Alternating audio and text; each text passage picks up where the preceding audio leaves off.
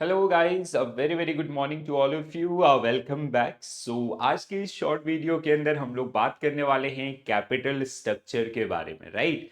सो बहुत बार आपने news channels, newspapers या अपने बुक्स में कैपिटल स्ट्रक्चर के बारे में सुना होगा। सो आज हम लोग इस पर्टिकुलर टॉपिक को डिकोड करने वाले हैं, right. So whenever we talk about capital structure, it is a combination of equity and debt, ठीक है।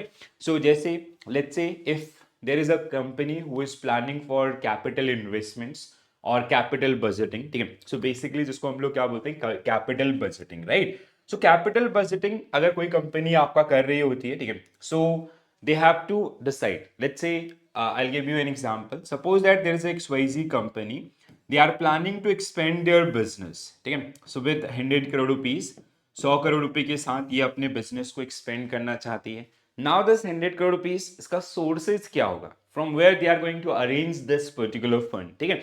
So amount is use, they can not invest from their pocket, ठीक है। सो वो कहीं ना कहीं आपका आउटसाइड से फंड्स आपका लेंगे।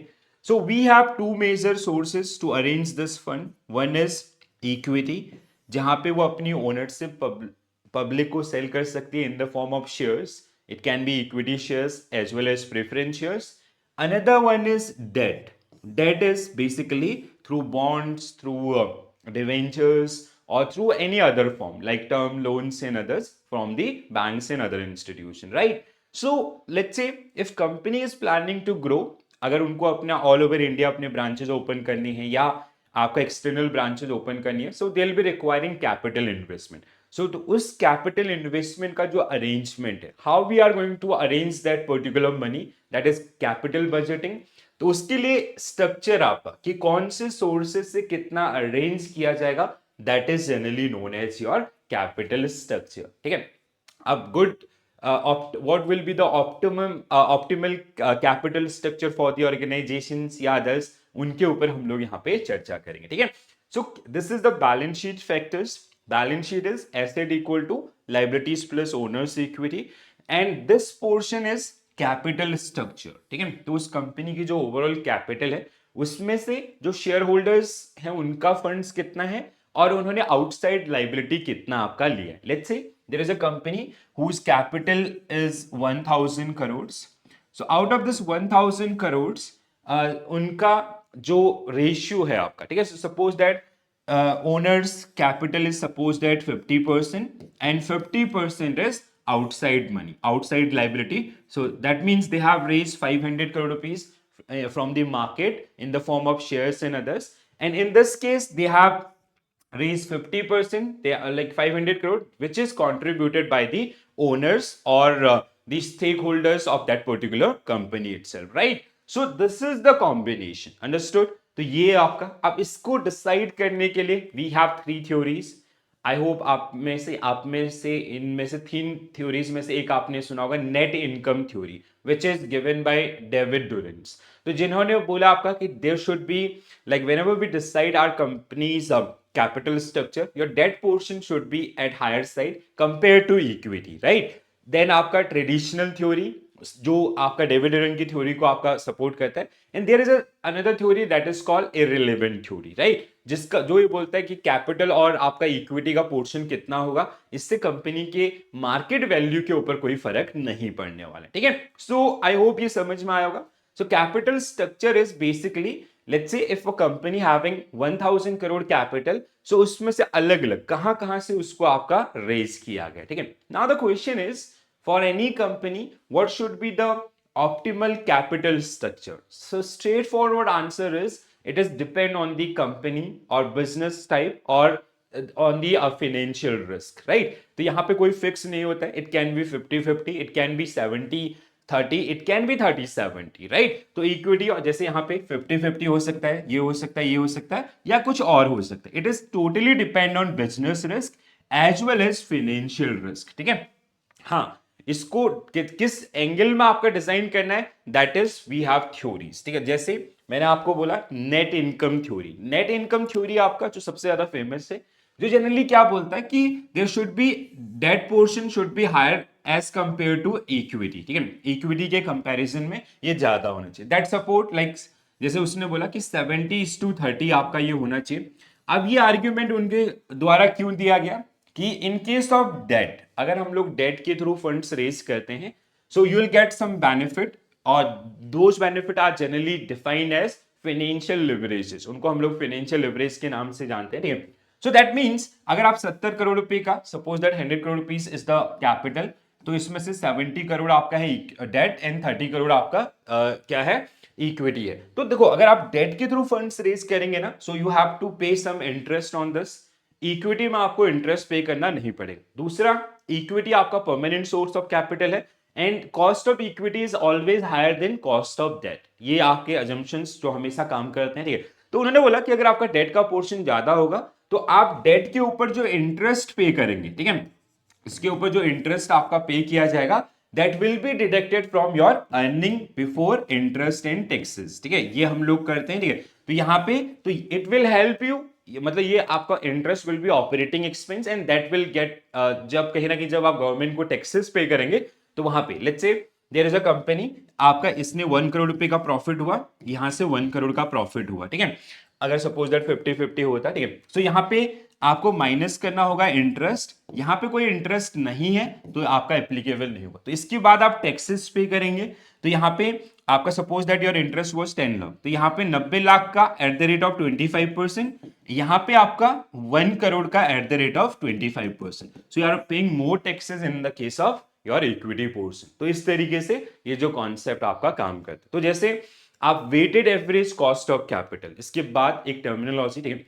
तो कॉस्ट ऑफ, अगर हम लोग बात करें weighted average cost of capital, तो cost of capital is a combination of cost of debt plus cost of equity. मतलब जो आपकी एवरेज कॉस्ट ऑफ डेट है और आपका एवरेज कॉस्ट ऑफ इक्विटी है, ठीक है, इन दोनों का क्लब अगर आप करेंगे, तो यार outcome will be weighted average cost of capital, जिससे हम लोग weighted average cost of capital आपका निकालते हैं, ठीक है। जैसे एक एग्जांपल के साथ समझते हैं। So let's say there is a company, capital structure, equity capital is 40%, preference shares is 10%, and debt is 50%, ठीक है। And equity capital is the cost of equity is 20%, preference cost of capital is 15%, and cost of debt is 10%. तो how you will solve this particular question? देखो क्या होते हैं, weighted average cost of capital equal to portion of debt into cost of debt, ठीक है। Cost of debt ये आपका पहला, plus portion of equity into cost of equity, ठीक है, cost of equity. Suppose that there is a company, एक example से समझते हैं इसको, ठीक है। So suppose that there is a company XYZ limited, जिसका आपका equity and debt ratio is suppose that 50-50, ठीक है। पहले इसका रेशियो 50-50 है। Cost of equity is suppose that 15% and cost of debt is suppose that 10%, ठीक है। So what will be the weighted average cost of capital? Solve हो जाएगा, ठीक है। कैसे हम लोग इसको निकालेंगे, portion of debt is 0.5 into cost of debt is how much, 10, ठीक है। So ये कितना हो जाएगा, 5, and cost of debt is अगर हम कॉस्ट ऑफ इक्विटी की बात करते हैं, so portion of equity 0.5 into portion दस 15, ठीक है। सो इट विल बिकम कितना आपका 7.5। तो इसका जो weighted average cost of capital, सो weighted average cost of capital will become 7-5-12, so 12.50%, ठीक है। So this is the weighted average cost of capital for this XYZ company if there capital structure is 50-50. Now if you will change this particular capital structure, अब हम लोग क्या करते हैं, capital structure को 50-50 से सपोज दैट 30-70 पे ले आते हैं, ठीक है। वो डेविड रन की थ्योरी कैसे हेल्पफुल होगी अब आपको यहां से पता चलेगा, ठीक है। So now your cost of weighted average cost of capital will be, weighted average cost of capital is cost portion of equity, portion of debt is 0.70 into cost of debt was 10%, ठीक है, plus आपका 0.30 into cost of equity is 15%. So if you solve this particular one, so you will get to know about the answers, ठीक है। Answer क्या होगा, 0.7 into 10, so it is 7, ठीक है, it is 7 plus आपका 0.3 into 15, so it is 4.5, right, 4.5। So equal to 7 4 11, so 11.50, ठीक है। So now the weighted average cost of capital come down to 11.50%। Understood. तो जब आपका weighted average cost of capital था कितना, when the structure was 50-50, so it was weighted average cost of capital was 12.50। when we change this particular structure, तो अगर हमने date का portion बढ़ाया है and cost of debt is lower, तो आपका जो weighted average cost of capital है वो भी क्या हो गया, नीचे आ गया। अंडरस्टूड। तो इस तरीके से आपका जो कहीं ना कहीं कैपिटल स्ट्रक्चर आपका जो है वो डिसाइड किया जाता है, और ये जो थ्योरीज हैं वो कहीं ना कहीं इस तरीके से आपका हेल्प कर रही होती है, ठीक है। सो नाउ द अगर आपका क्वेश्चन ये होता है कि कौन से ऐसे एलिमेंट्स होते हैं जो weighted average cost of capital को अफेक्ट करते हैं, ठीक है। तो जैसे आपका internal factor, it can be capital structure policy, debt और इक्विटी कितना रखना है, capital investment and dividend policy, these are internal. External factors की अगर हम लोग बात करें, prevailing interest rate in the market, risk perception and market premium and rate of corporate and personal taxes, ठीक है। तो these are the factors which generally affect the weighted average cost of capital, ठीक है। तो दोस्तों weighted average cost of capital, capital structure it is a combination of equity and debt, ठीक है।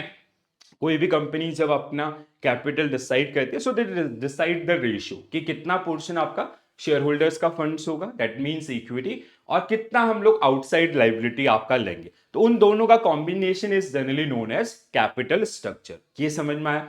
और दूसरा कॉस्ट ऑफ कैपिटल अगर हम लोग बात करें, so it is a combination of cost of capital plus cost of date.